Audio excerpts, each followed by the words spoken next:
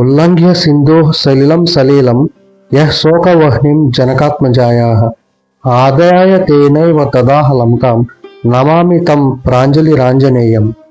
సముద్రాన్ని ఒక ఆటలా దాటి సీతమ్మ తల్లి శోకాన్ని బాపి అదే వేగంతో లంకను దహించిన ఆ మహావీరుని పాదాలకు నమస్కరిస్తున్నాను. మన 48 రోజుల హనుమాన్ క్షేత్ర దర్శన యాత్రలో ఈరోజు 4వ రోజు.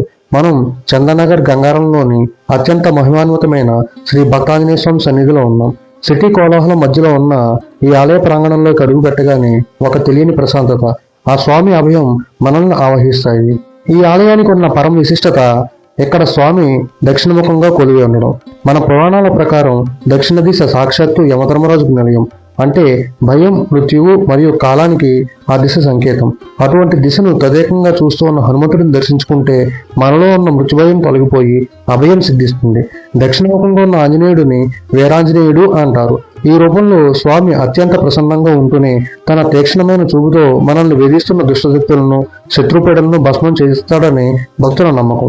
ముఖ్యంగా జాతకంలో శనిదోషాలు ఉన్నవారు, మానసిక ఆందోళనతో సతమతమయ్యేవారు ఇక్కడ స్వామి సన్నిధిలో నిలబడితే ఆ స్వామి చూపు మన మీద పడగానే మనసులోని అలతడి అంతా చల్లని గాలిలా మెల్లగా కరిగిపోతుంది. అందుకే ఈ గంగారం క్షేత్రం చుట్టుపక్కల భక్తులకు ఒక ధైర్యప్రదాయంగా విరాజిల్లుతోంది. మనం మొదటి నుండి చెప్పుకున్నట్లుగా ఆ రామదూతకు ఆడంబరాలు అవసరం లేదు. మనసులో ఎటువంటి కల్మషం లేకుండా నిజాయితీగా ఆ స్వామిని వేడుకుంటే చాలు. ఆ ఆంజనేయపుత్రుడు మన వైపు చూస్తాడు. స్వామి, నా కష్టాలు నీవే తీర్చాలి అని మనస్ఫూర్తిగా కోరుకుంటే ఆ వాయుదేవ కుమారుడు మన కష్టాలను చల్లగా గాలిలా వచ్చి దూరం చేస్తాడు.